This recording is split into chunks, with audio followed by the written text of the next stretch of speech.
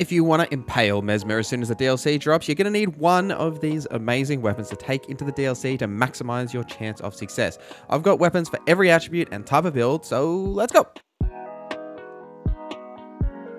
Let me know any weapons I've missed in the comments. I've ordered these based on how early in the game you can get them. They're not ranked on best or worst or anything like that, as they're all great weapons. Like, these are some of the best weapons in the game, and I'll tell you which one is my favorite though. But let's start with the Nagakiba. Now, since the nerfs to both the Moonveil Katana and the Rivers of Blood, the Nagakiba is basically the Moonveil at home, except with better scaling and better reach when you put a cold Ash of War on it, and it also has a unique thrusting R2. It's the longest of the katanas. It's great for any two-handed strength or dexterity builds. It's got a real versatility when it comes to Ash of Wars in terms of what you can actually put on it for your weapon art. It can be infused with cold or poison or add fire or lightning or any sorts of damage to it. It's just an extremely good all-around weapon that you can get very early in the game, and it will come with you through that entire journey and essentially scale perfectly for whatever sort of build you wanted to use. If you want to use a katana build without using one of the more unique katanas like the Moonveil or the Rivers of Blood, which both have been pretty heavily nerfed, especially the Rivers of Blood. Moonveil is still a valid weapon though if you do want to go those routes, but if you want the Nagakiba, it comes from the Bloody Finger Hunter Yura. Now, you can first find him at like his original location near the Dragon Burnt Runes, and then if you follow his quest line, if you complete his quest, he'll just give you the Nagakiba, or you can just slice him up and get it right at the very start of the game, which is why I wanted to mention this one first, because you can technically just get it as soon as you spawn into Elden Ring. The next is the Bandit's Curved Sword. Now, this is another really versatile weapon that I wanted to call out specifically for dual wielding sort of builds. Now, this has the highest base physical damage of any of the curved swords, and because of not only that, but the way that curved swords work in terms of dual wielding and any sort of status build-ups, you can build up status effects very quickly, which personally I think is going to be just as strong in the DLC as they are in like the base game, because, you know, always applying status effects with a lot of builds has always been very strong. I don't think that's going to change. The downside here with the curved sword specifically is that it's kind of hard to get, as they have a very low drop rate. The best chance of getting these is from one of the skeleton bandits at the Church of Pilgrimage. You essentially just like go to the rest site or the grace site, rest, go out, kill him, walk back, and just like rinse, repeat until it drops. It will take a while. Now, I would recommend increasing your item discovery here, either by your arcane stat or the silver pickled foul foot, to increase your chance of it actually dropping. You get 2 of these here from that, then you've got the 1 in each hand. You've got that perfect setup. If you don't want to bother with that, like it takes too long, you can use the Scavenger's Curved Sword in your offhand. It does have native build-up of bleed as well, so you've got that option, but it's just a fantastic, again, all-around weapon, especially for a dex build that wants to like lean into status effects or something like that. It's another flexible weapon that you can really see a lot of success with. Cross Naginata is next. Now, this is one you probably weren't expecting, but I wanted to call out just another versatile weapon that fits a different playstyle to the other 2, and then we're going to get into some of the, you know, the more classical, you know, best weapons in each class. But what I wanted to call out here is because the Cross Naginata is one of the longest spears in the game. It has native bleed build-up on it, has the highest attack rating of all of the spears, and it has a unique move set compared to the other spears, as it's a bit more versatile in its move set. It's not just thrusting, you've got a few slashes in there, and the move set's a bit more easier to use in any sort of scenario because it's a bit more flexible. The versatility of this weapon also extends to the fact that you can really use it in a bunch of different builds, especially like say with, you know, like adding lightning or magic or what have you, very similar to the Nagakiba. It scales perfectly with Keen or even just like your standard scaling here. Put all sorts of Ash of Wars on it, like your Black Flame Tornado or what have you. Lots of potential to create unique builds with this, even having a shield in your offhand so you can keep the shield up and like poke with the spear. So a bit more of like a spear and shield sort of a setup, different playstyle to the other 2 we've talked about so far. Now, the Gale Tunnel is where you can find this if you are at that grace site. If you follow that until you come across this little alleyway with the land octopus here, he is going to be on a corpse that is just down there as well. The next, we have the Death's Poker. Now, I was going to put the Dark Moon Greatsword on this list. It is an amazing intelligence intelligence greatsword. I just made an updated build with it actually, which I'll link here. But for something different, I wanted to mention a lesser known one of these sort of int-based, greatsword weapons that does have a unique R2 animation as well. Plus, it has frostbite build-up, exactly the same as a Darkmoon greatsword. And this one you can actually get without all of that effort that it takes to get the Darkmoon greatsword by doing Rani's questline.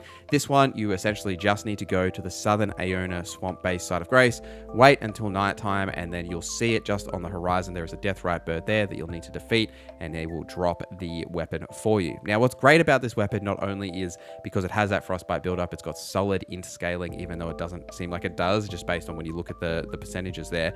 The Ghost Flame Ignition Ash of War does magic damage, it does a little bit of frostbite, it also does a good decent amount of stagger. You've got like that initial attack, and then you can follow up with a big like R2 explosion. Really solid weapon here, especially if you wanted to make some, sort of like death themed intelligence build, something like that. A lot of flexibility with this weapon for any int builds if you don't want to go and have that effort to get the Darkmoon greatsword, or if you do want to do that eventually, you can sort of use this until that point, so you get like sort of solid progression between these different greatswords in order to get them. And I mean, you could just dual wield them both as well as an alternative. Sword of Night and Flame. Well,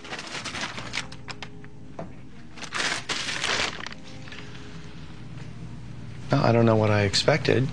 It's still cracked. It did get nerfed in patch 1.03. It was one of the first weapons to actually get severely nerfed in Elden Ring, with its decreased weapon skill and damage on the Sword of Night and Flame. But in patch 1.07, the skill Night and Flame stance did actually get an attack power buff and some directionality, so you can control like the comet shard a little bit as it comes out a little bit easier.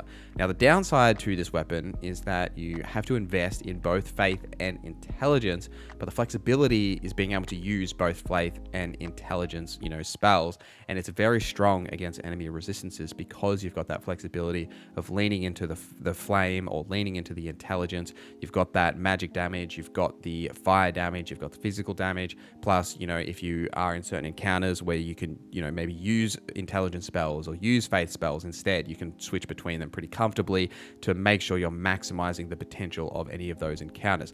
Also, if you like what we do here, consider hitting that like button or subscribing, or the membership program. For just $1, you can get early access to videos like this and all of my other guides, build videos, and those cheeky long form essays we do. Plus, there are other benefits like members only channels in the Discord, merch, and more. So if you like what we do here, please consider hitting that join button or subscribing, as it helps me more than you know. But enough of that, back to the video.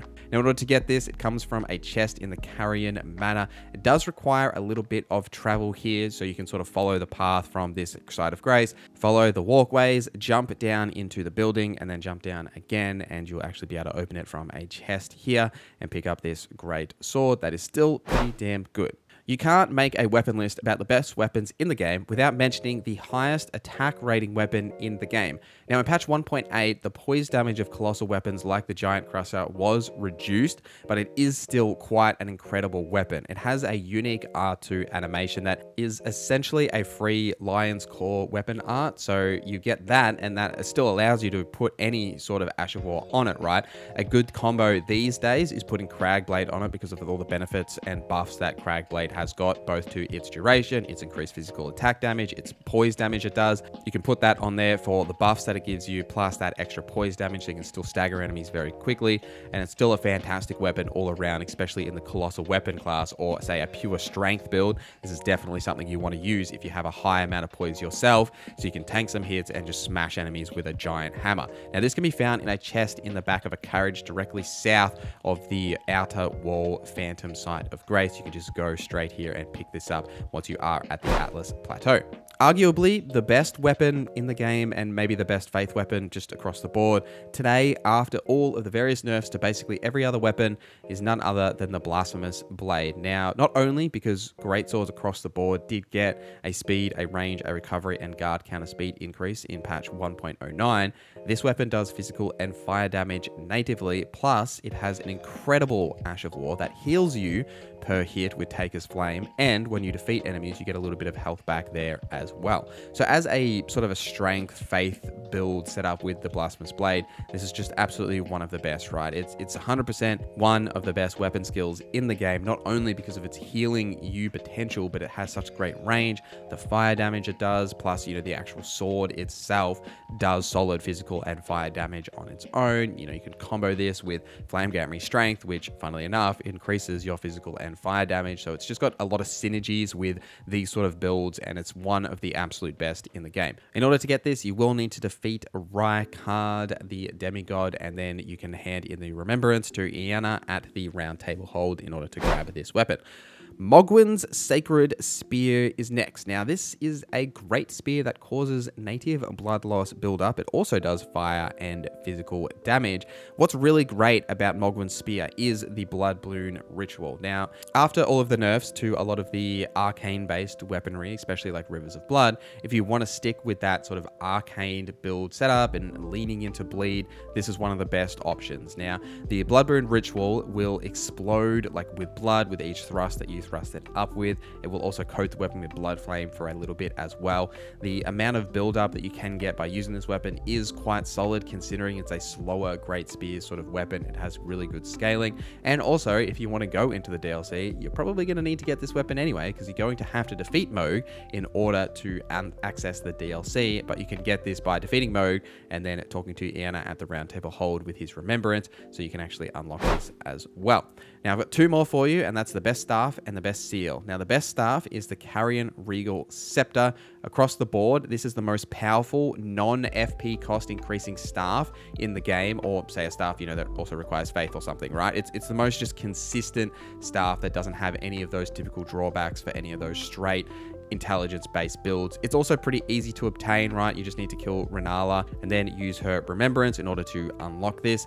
Now, there's not heaps to say here, right? It does have a high amount of intelligence requirement in order to use it, but once you hit that mark and you've actually got to that point, which you would be if you're going into the DLC with one of these builds, then this is the best intelligence scaling weapon for any of those sorcery spells that you will be using, so you'll definitely want to be using this stuff. And the best seal, conversely, is the Erdtree seal. This is the best incantation scaling seal with a high amount of faith, just like the Carrion Regal Scepter is for intelligence. Now, in the early sort of game, in the lower levels, it does get outpaced by, you know, the Dragon Communion seal or the Finger seal, like these other seals. But, you know, when you're at that point where you're going to be, say, going into the DLC, you know, you've got 80 faith, this is the seal you want to use, and that's the Erdtree seal. This seal is found on a corpse in the Volcano Manor. If you go from the prison, town, church side of Grace, you essentially follow this path and drop down. Just try not to die from the Omen Killer there. And then in a cell at the back is the Erdtree seal for you to pick up. But let me know your thoughts in the comments, guys. What weapons have I missed from this list? Would you like me to do more and show off some more different weapons? I'd love to hear your thoughts in the comments down below. But thank you guys for watching this video till the end. Thank you to our members for supporting the channel. My name is Norza, and I hope you have a great day.